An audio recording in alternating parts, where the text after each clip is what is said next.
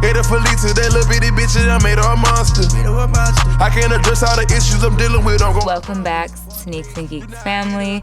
For today's episode, we have a good line of shoes. As you can see around us, we have every Jordan 1 you've ever thought about, and then some. And we'll be going over the top 10 apps you need for your phone, and we have a very special guest, so stay tuned. I came straight from that motherfucking dirt, but then I ain't conquered this. I'm on that purple. So this week, I am very excited to introduce our guest. I've known her for some years now. She's a designer, she's a sneakerhead, she's a fashionista. It's Miss Jenni Riccetti. Hello, hello. Thank you for being here with us today. Of course. I'm super excited. I'm ready to geek out over some ones. I'm sure we have them all over. Yeah, as everyone's noticed, we have quite the collection, but we'll get into that in just a second. I do want to get into a little bit of our background. I've known Jenni for about 4 years now.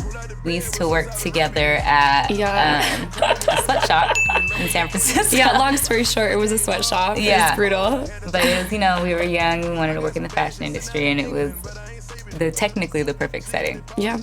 Doors are open. Yeah. So why don't you give us a little bit of background? What have you been up to? I know you were on Project Runway, right? Yeah. In 2016, I was on season 15 of Project Runway.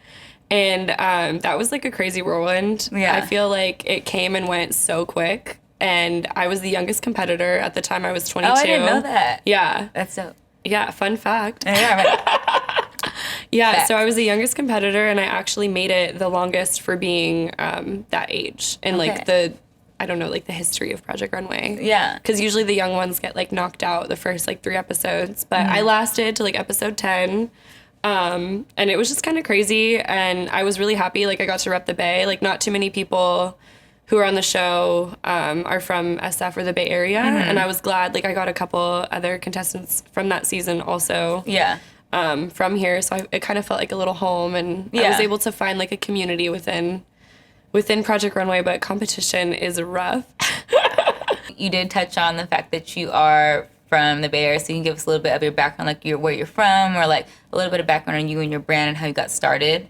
Yeah, so I'm born here in San Francisco, and I spent my whole life here. I've never lived elsewhere, which is kind of crazy. And so I really wanted to create something that was true to the Bay Area and true to San Francisco and where I was raised, and kind of an homage to my family. I'm from Italian descent, and my grandfather came here to San Francisco specifically. Lord knows how he found out about this. He's from like the smallest town in the South. But he was actually a tailor. Oh, okay. So it's like in your family a little bit. So it's kind of in the blood, even though I'm the only one still currently practicing the trade. But yeah, it was just like, I don't know. I've always known I kind of wanted to do it since I was at a young age. And I started sewing when I was 7. And really it was like, it was just like a push. I would always think like, what should I do? Or like, I could do this, I could do that, but do I really want to? Yeah. And fashion was kind of the only thing that was very repetitive. Yeah. So that's kind of how I stuck to it. And so, I mean, since it's been something that's like been consistent in your whole life, where do you draw your inspiration from? Like, what would you say? Like, who are your clothes made for? Like, who is the Riccetti clothing girl? Who is she? Where is she shopping? What is she doing? Where is she going? I honestly, I don't know where my Riccetti customer is going, but I say my number one explanation is someone who wants to be comfortable, but also wants something that's unique enough to where they're not just wearing a regular pair of sweats. Okay. So, like, I'll use comfortable and familiar fabrics, but I'll try to create them in different silhouettes and shapes. Like, I've seen, a couple of my customers go to the club wearing, like, a version of my sweatpant. A fun fact. Yeah. I wore her top last episode. So if y'all want to go back to last week. Go check it and out. And go look. Or not last week, but a couple weeks ago. And go look. I didn't have the chest to fill out the shirt, but it was her shirt. It was cute, though. Yeah, it was, little camo pants. It looks better when I stood up, I promise. But yeah, I mean, it's just stuff like that where, my customer is filming Sneaks and Geeks and...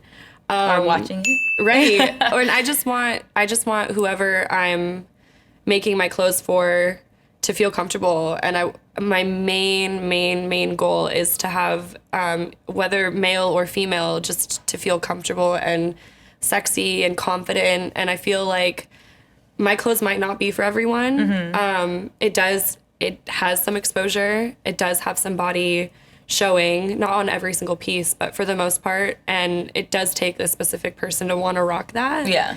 And I've had people of all shapes and sizes rock it. It's every time I see someone, it makes me like super happy. And I think that's really the most satisfying and gratifying part of being a designer. Is not like me wearing my stuff. It's seeing how other people style it. And like, oh wow, like I made that, but I would have never thought to put it with those shoes. Yeah, or, like seeing the different ways somebody would incorporate it into their own personality and into their own clothes. Yeah. I do want to point out, sorry, I got sidetracked, that she made this shirt before she got here. Yeah. So she finished, she was like, I don't have a top to wear, so I'm just going to make one. And so, I'm really bad at doing laundry on time, so I was like, the oh my outfit I God, wanted to wear is not ready. I didn't do laundry, let me just make it.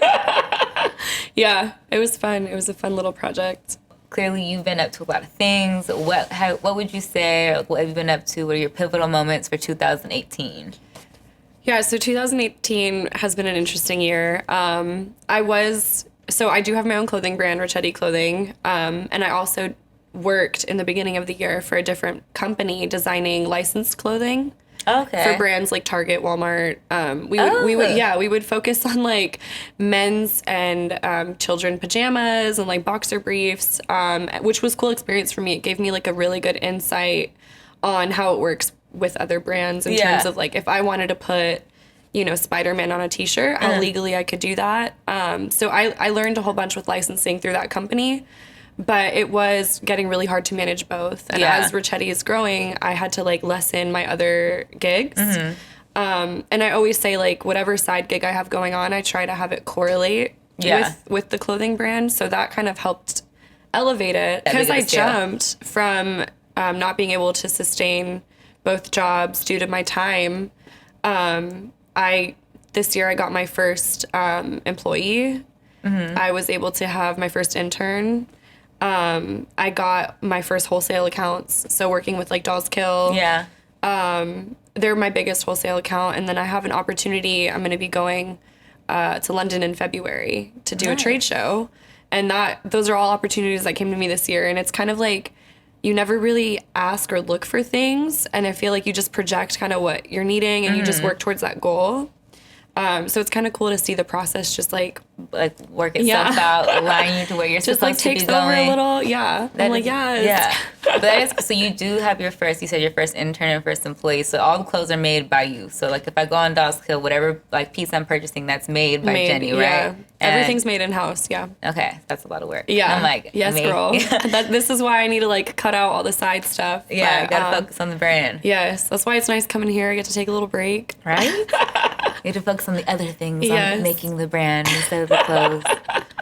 So what would you say, what would be like your piece of advice for anybody who's like starting their clothing line or starting a brand? This is always like a really hard question for me to answer in terms of like, you know, I have a lot of young designers as myself, you know, in the industry. I'm very young breaking through, and it's always a trial and error. And I always tell everyone who is trying to break into the brand or who has a small brand to literally just, you know, keep creating content, make those connections, because at the end of the day, it's about the people that interact with you and building a customer base. So if you can really solidify your look, your brand, and who you want to sell to, everything else kind of comes into place if you know kind of where to look. Yeah. And in terms of, people always ask me like, well, how do I start manufacturing and how do I start sewing? And that is a completely different path for everyone. Like the way I did it, I would advise it for people who do know how to sew, because it cuts out the middleman, and that saves so much more money. Or even if you are using manufacturer, you can sew your first sample, which also cuts down some cost. But if you don't, my next like go-to suggestion is just find someone who can do that for you and partner with them. Because if you opt to go to a big factory or a manufacturer when you barely have a vision, then you're wasting your money and everybody's time. If you haven't gotten the gist of it already, this is clearly homage to the Jordan 1 episode. If you can't see around us, they're everywhere. It's raining Jordans. Yeah, it is. I mean, honestly, if it should be raining anything, it should be raining Jordans. Specifically, this is my favorite Jordan. Same. For you, I know. How many pairs of shoes do you have? I'm like, because... I have a wall full. I think right now my current collection is maybe at 50. sneakers. 50 sneakers? Okay. Yeah, and then I don't have any, like, I have, like, maybe 1 or 2 pair of heels. And that's it. Really? You only have 2 pair of heels? That's Yeah. crazy. I'm a 50-50 split between heels and sneakers. So what are your top 3 favorite shoes? Current rotation or all-time favorites, whichever one's you. Oh my gosh. Okay, this is always the hardest question. So, well, my current rotation for sure, my Jordan 1s right there, my UNCs. Okay. And then I recently got in September the Balenciaga Triple S's. I will say we talked about that. Bless. Like we touched on that last episode. It is a chunky shoe for the select few that can wear it, but It is really it's chunky. Like, I do enjoy it. And Well, you have the black ones, right? I'm lucky though because my feet are really tiny. You are lucky because Yeah. those big feet over here, we can't wear those. You can. Well, no.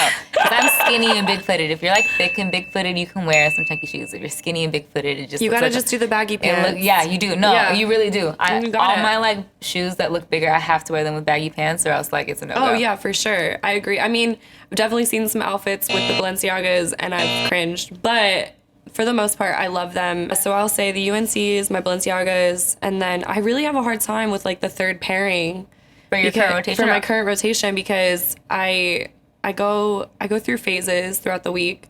But this week I wore my 97 Skeptas, the Okay. original release. Yeah. So those are pretty dope. They are. So I think those are my top 3 right now, but I don't know, next week or tomorrow. It could be something different. There could be a new draft. You don't know. Yeah, but I mean, all time, for sure, the Jordan ones again. I mean, the original colorway in the bread colorway is like such a classic. It is. No, it really. We were just talking about this before. I'm like, this is my favorite silhouette from Nike ever, and it's just because it's just classic. It looks good. It's clean. So clean. Yes. Crisp. And then I would have to throw in the Chuck Taylor. Really? Yeah, because not necessarily for like hype or like the cool factor. Yeah. But I gotta throw it in there for like the history of a sneaker. Well, it's like the first real sneaker, right? Well, that and then the Adidas Shell Toe was like, you know, with Run DMC and like that whole thing. It really fucking took off with the whole, you know, when they were talking about wearing their Adidas and everyone was trying to get on that. And that really like started changing how people saw shoes. Yeah. You know? They weren't just like what you put on your feet for protection. It started to become more of a statement. Yeah. So I mean, I would say those 3 sneakers off the tops just in terms of history. Yeah. But now, I mean, I have a pair of Shell Toes, but like I don't even touch them. Like You can all see, we'll take a walk through. We have the LG shadows over here. These are my I just got a new pair and I love them. They're my favorite shoes right now. Again, per usual. I actually had them in high school and somebody stole them from me out of my locker. no. And I bought them from somebody at school. So I was like, did you just steal them back? I don't know. For real, getting their money back. And I'll let you take over. Half of these shoes are actually Jenni's shoes. So I'll let you take over. I came with some craziness. She came prepared. She came strapped for Sneaks and Geeks. Yeah. Well, so on the table I have my Jordan 1 UNCs. My this personal color, favorite. Oh my god, they're so aside good. from these, but. I'm real mad though because when Off-White did the collab, the original colorway was the Chicago's. Yeah. And I wasn't able to get my hands on them. I remember I went to, was it The Real had a pop-up in Union Square in San Francisco. Oh, yeah. And they were reselling for $4,000. Stop. It was right after they released them. Oh, and my like God. nobody could get them. That's ridiculous. And I was like, this is rude. Like, why would I wouldn't No. even spend $4,000. I mean, I would. if I Maybe, had. I'm yeah. like, if it was Oh. like nothing, then yeah, I would spend $4,000 at least. But now I remember they were reselling Yeah. $4,000. I was like, but that was like right after. I'm sure you can get them for like a cool $1,000. No, for sure. now. And I mean, that colorway, when they came out with the UNC colorway, it was a classic, you know, like homage to Michael Jordan's college and all that stuff. But I was able to get them at a surprise drop on Really? the sneakers app. On the sneakers app never worked for me. It fucking fails. It's just a lie. It happened for me with these, which is crazy. Really? Yes. Well, I'm like aside from her. Right. I'm here Others. living and breathing. So I was at work working at my licensing job and I got a text message like from my boyfriend and he was like, go on Sneakers app right now, like right now. And I like dropped what I was doing and I started like shaking my head. I was like, oh my God, like I gotta do it. And I was like fumbling my phone and it fucking happened, dude. Like, Oh my God. retail, everything. So I was really glad to get those. And they just happened to release in my size because my feet are so tiny. But yeah, so those are the UNCs. Over here, probably haven't taken the best care of these because I wear them a lot, or I used to. They can't see. They look great. Right. They're fresh. You know, got that Jason Marks wipe. No, honestly, the best shoe cleaner for everybody. Oh, so good. But these are also another, another add to my collection they're the top 3s. So it's the top 3 colorway of the Jordans. Got the Royals, the Breads, and the Chicago in one, which is crazy. These are actually like a recent release. I saw those on the sneakers app. I don't know even why I bought these. I wasn't gonna say anything. I remember like I saw them and I was like, those are cool. Like I didn't feel like I needed them. It's definitely like a cool, like if you're like a shoe collector. I definitely didn't need them. Yeah, but I mean it's like nice to have. As long as you didn't go like above retail for them, then it's not like a bad They weren't buy. even that popular. They released and I was able to get them without like rushing or hard. like hyperventilating. Yeah. But they did release these and like a couple other ones. I know they came out with the Vogue version, but like after I got these. These overall though, I mean, I could wear them without feeling too bad about getting them dirty. Yeah. So I'm glad I got these in terms of like as a beater. Yeah. And then these are cool. I mean, it's like the bread colorway. Yeah. In the fly knit, which is cool. It takes a lot of the weight. Yeah. Off the shoe. Very flexible and. I love how breathable these are. Yeah. I actually wear these a lot too. But these are kind of just like, I got them just to get them. Yeah. I mean, it's a good shoe just to get. I mean, a lot of these shoes, I got them just to get them. I would say the Jordan 1 is in my shoe collection is the most style I have in the colorways. These are the ones that came out prior to. Yeah. And then I have them, of course, in the Chicago colorway. Best color. I mean, I'll agree with that. It is the best colorway. Yeah. But, no, for sure. I mean, either this or like all white is pretty dope too. Yeah, definitely all white. And I actually do have a pair of all white ones, but a tragic thing happened to them. Somebody stepped on it. No, it was 2:00 in the morning, and I was walking to a taqueria in the Mission, and a fucking bird shit on them out of nowhere. That's like, good luck though. Nah, I mean, it's not good luck. The fuck out of my shoe, girl. I wouldn't feel lucky if it happened, but like to make you feel better is good luck. Yes. But like it feels like an well, unlucky maybe that's situation. why I got my UNCs. Exactly. Yeah. You gotta replace them. There we go. Honorary mention, of course, in honor of all the ones that we have here today. The Fear of God ones are rumored to release December 15th. We don't know if it's for sure yet. He's talking about it. I hope so. Are you going to get a pair? I don't know. I mean, I might try my luck, but I think that one I might just do for resale. It's a smart idea. It is a smart idea. Anything Fear of God is good for. I actually really liked the Fear of God bands. Oh, me too. I didn't get any, but I wanted some. Those are ones that I would still, if I came across them, I would get them. Oh, for sure. And as another honorary mention, Rox Brown did her collab with the Jordan. She did her take on the Jordan 1. It's all black sneaker, has a rose on the back. If you don't know who Rox Brown is, you need to find out. She's a stylist at V-Files, right? Yeah, she's dope. She's a real dope chick. And then there's also the Spider-Man ones that come out on the 14th, if I'm not mistaken. By the time you've seen it, it's already come out. They have like a texture. Yeah. It's almost like an ostrich. That's what it looked like. I couldn't tell if it was like perforated or ostrich. Yeah, I think they were riffing off of like little spidey senses. Like you're climbing the brick wall. Right? Your little was not tentacles. I don't know. Like I feel like it has sound effects like. I always did feel like I feel like when he was climbing up the wall, like it was like nasty little like. Right. My hands have look crazy as fuck. I'm like. Well, I will not be copping those. Not that I'm like hating, but it's just like I don't need them. Yeah, I'm not like a comic book stan like person. I can appreciate it, but I'm not a stan, so I don't think I'll be getting those. Yeah. Today. All right, now that we've come to the end of our sneakers segment, we do have to ask. Of course, we know that you love the Jordan 1s, but we'll ask down to the Fear of God ones. Would you hump or dump? Oh my God, I get to do hump or dump? Are you humping or are you dumping the Fear of God ones?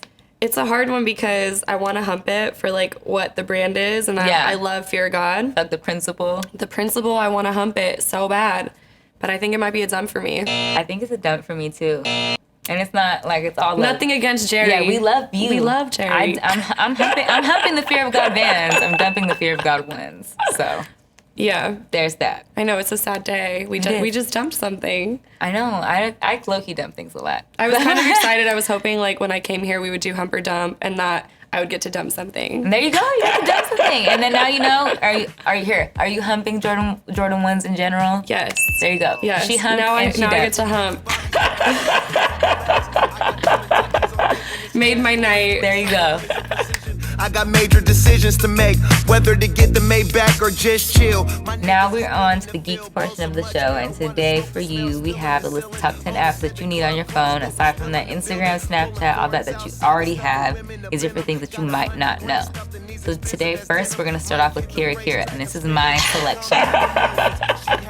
I've never heard of Kira Kira before. Gadget and Jenni seem to not understand the value in making things shiny. It makes everything sparkly. You can turn the sparkle up or turn it down, mainly up, because why else would you use it? If you're looking to turn your Instagram game up, that's perfect for you. And we'll pop up the app here. You can try it out. I prefer that you use it for all of your posts. I've never heard of Kira Kira. You gotta try it. No, I'm gonna download it. The first time I got it, I used it for my nails, like to try to take pictures of my nails, but it was like a lot of extra. Oh my god. All right, and the next app on our list is StockX. Naturally, this is a sneaker show, so it's an app for sneakerheads, and you can buy like bags, wallets, any like some hypebeast shit. Yeah, basically like any hypebeast shit. Really. Yeah. It's like pretty user friendly. It is very user friendly. Yeah. It's like a stock market for shoes. You can choose to follow an item. So like if you wanted to follow any of the ones you see here today, and it might say it's $300 today, Right. It'll alert you when the price goes up or down, and you can buy it at its lowest, or you can buy it at its current price. And then they also have like a payment option on there. They use Affirm, so you can make payments on it if you don't have that $600 right now. Right. So It's a cool app. Yeah. I mean, I have it on my phone. I do too. I mean, it's like I don't use it for everything, but I do use it. Or you can cross-reference. Like sometimes if I'm gonna buy a sneaker, I look at StockX to see the value. It's like the Kelly Blue Book for sneakers. Right. And then on top of that, you can sell on there too. So if you're a big reseller, that's where you can go to resell. So options.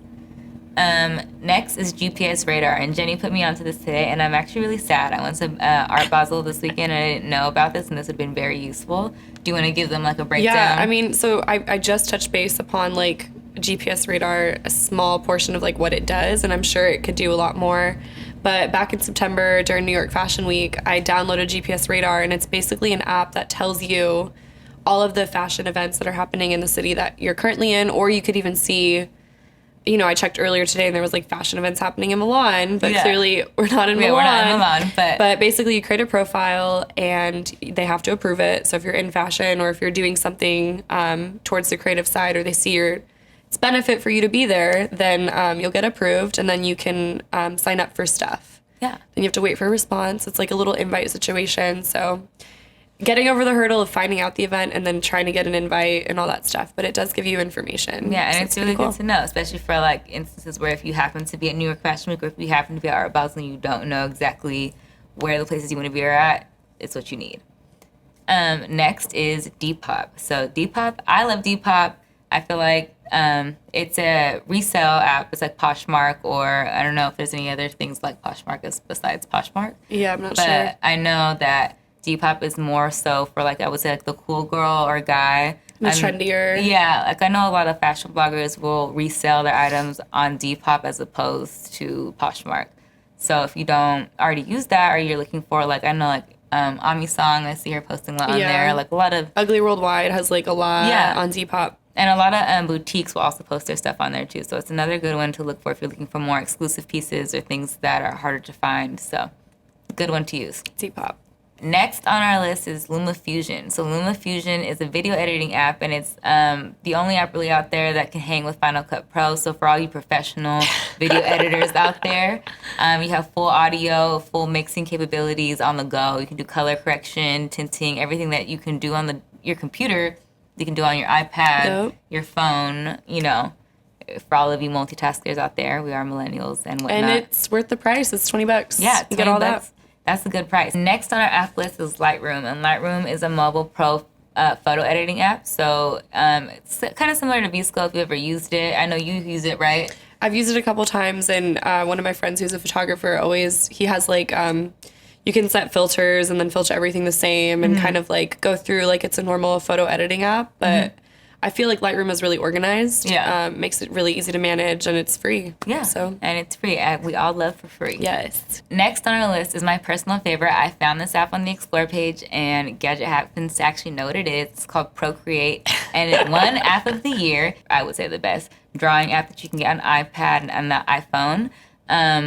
I don't know how to explain it, but I would definitely say check it out. You can paint on it, you can draw on it, you can cut out the letters, you can create your own design and kind of like make any design from like your paintings out of it. It kind of like comes to life. Yeah, I would say. Yeah, I mean, it would be similar to Photoshop, but also from your own creation. So it's like instead of making the mess, you can make it on your phone.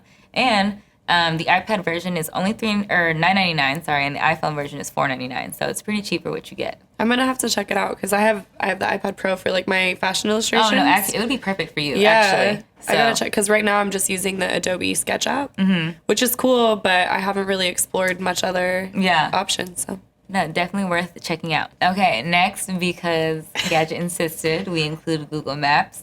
In case you don't know what Google Maps is because you live under a rock, it's another version of Maps as opposed to Apple Maps. It gives you full control over navigating to your destination. It gives you alternate routes.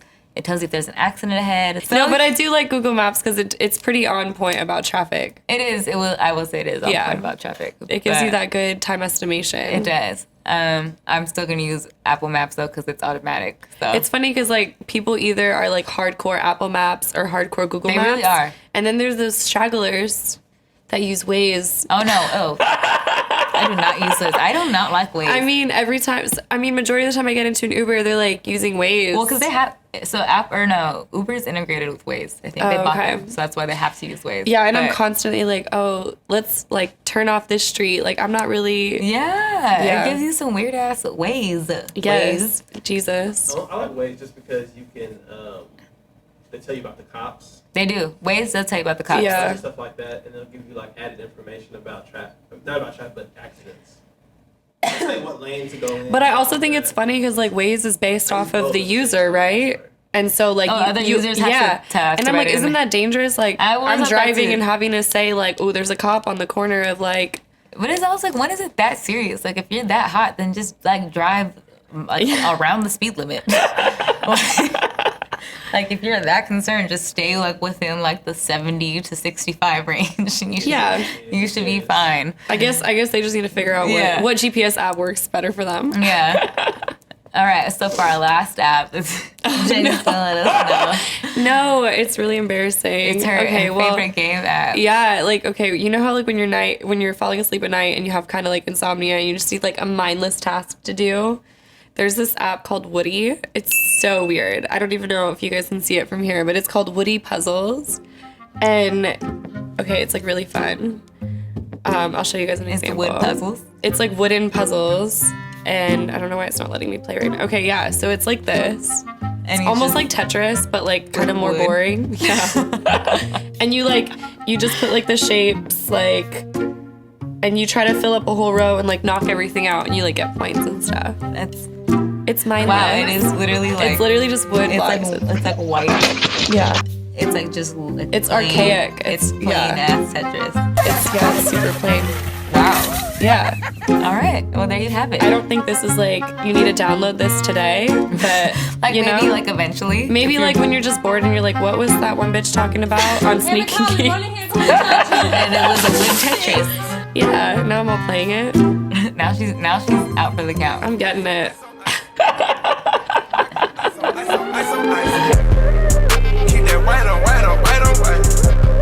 We're gonna switch it up for you guys today. Instead of our traditional game segment, I'm gonna we're doing like a random pop quiz on Jenni on some random facts for like, Jordan 1s. I'm gonna see if I can stump her. I don't know. We'll see. I'm feeling like I'm kind of nervous. I like choke under pressure. I'm really hoping you choke. No, all right. Okay, so first question. When was the Jordan 1 released and how much were they? It was released in 1985. Yes. And they were $70? Close. 76? 65. God damn it. But the crazy part was, that was close. They weren't popular when they released. They weren't popular. They didn't expect them to go so well. And then on top of that, because it was like a new thing, back then they were on the clearance rack for like $20. So like you could have bought. Yeah, well Jordan actually didn't like them. Yeah, he didn't like them at first. And then also the NBA almost like took them off the court. Yeah, because they didn't have any white in them, which I didn't know it was like under regulation. Well, there wasn't enough white. Yeah, or enough white in them. Yeah, and then it was the first time they used color on the court. And they didn't they fine him like $5,000, $50,000, some crazy amount. Shit like that. They fined him for wearing them on the court. I know, so stupid. Yeah. And now he wears Clarks. Yeah. So there's that. So how much was this endorsement deal for? Oh God. Yeah, I was not expecting this one. I I guess you stumped me on that. How much was it for? It was $2.5 million plus royalties for the first endorsement deal for the Jordan 1. Okay, so 1 for Team Me. So I'm not a numbers girl. I got the price wrong and the endorsement deal. But, like, yeah. But nobody's a numbers person. Okay. So this one, I feel like you know this one, but I'm just gonna, let's see. I don't know. Okay. Who designed them? Peter Moore. Okay, here's But he also designed it with one other person that I can't remember his name. Oh my god, I thought you were about to know the second part of the facts, and I was gonna be really upset It was, about it. his name is really hard to Oh pronounce. no, it's no, I actually know who you're talking about, and I can't remember his name either. Yeah. I was reading that before this. But it is Peter Moore. Peter Moore was the main designer. Okay, 2 for Jenny. But here's my what's it called? Small talk fact. My bar fact. Pull it out the bar to make it look like you know things. So yes, Peter Moore did design the first Jordan 1, but he also co-founded Adidas and designed the trademark 3 stripes for Adidas. What? And I did not know that. That's crazy. Well, I mean, it makes sense because you think about designers jumping ship all the time. Yeah. I mean, it happened. I mean, Kanye's not really a Nike Yeah. designer, but He jumped ship. I mean, and like Raf Simons has been everywhere. But yeah, that's fun fact, right? I didn't know that. Also, Picasso and Michael Jackson were alive at the same time. God damn it, girl. She's so shook. She is so shook. Everybody's shook. Nobody knows that. Oh my goodness. So I knew it. Like you knew that. But I knew that's different. All right, now that we've come to the end of our sneakers segment, we do have to ask. Of course, we know that you love the Jordan 1s, but we'll ask down to the fear of God ones. Would you hump or dump? Oh my god, I get to do hump or dump? Are you humping or are you dumping the fear of God ones? It's a hard one because I want to hump it for like what the brand is, and I love Fear of God. Like the principle. The principle, I want to hump it so bad, but I think it might be a dump for me. I think it's a dump for me too. And it's not like it's all nothing against Jerry. Yeah, we love you. We love Jerry. I'm humping the fear of God bands. I'm dumping the fear of God ones. So yeah, there's that. I know it's a sad day. We just dumped something. I know. I low-key dump things a lot. I was kind of excited. I was hoping like when I came here we would do hump or dump, and that I would get to dump something. And there you go. You get to dump something, and then now you know. Are you here? Are you humping Jordan ones in general? Yes. There you go. Yes. She humped. Now I get to hump. Made my night. There you go. Well, that was it for today's episode of Sneaks and Geeks. Again, thank you, Jenny, for joining us. Of course. You can find her clothes on Dolls Cloud, or on your website, right? RicccettiClothing.com, or you can find me on Instagram at Jenni.Riccetti. Yes, and we'll have her info right here for you. Your popped up magical editing. And don't forget, please like. Yes. Like, subscribe, share, tell your friends. Watch out for the next couple weeks for the next episode. Thank you, and we'll see you guys next time. Bye. Put away your problem. Your honorary mention for the episode, as always, McBride Sisters Wine. In case you didn't know, beats that you should, and I don't know why you don't know. This is the family wine. I am a McBride. My mother makes this wine. We have Black Girl Magic Riesling. We have a red blend. We have champagne. You name it, we got it. You need it. And if you need a special promo code, you can get one here as it pops up underneath my hand or on top of whatever. You know, it goes where it goes. So in case you didn't know, please go get it. Tell us how you feel about it, or you can go to the site, order online. You can type in your zip code online on the McBride Sisters website, and it'll tell you where you can buy it anywhere near you. So please give it a try. Thank you. I am ready. Hold on, I'm adding your thingy to my thingy.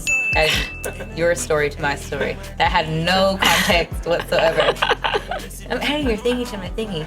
Did you see it? All right, well, in honor, as per usual, instead of the game segment today, you're gonna start over?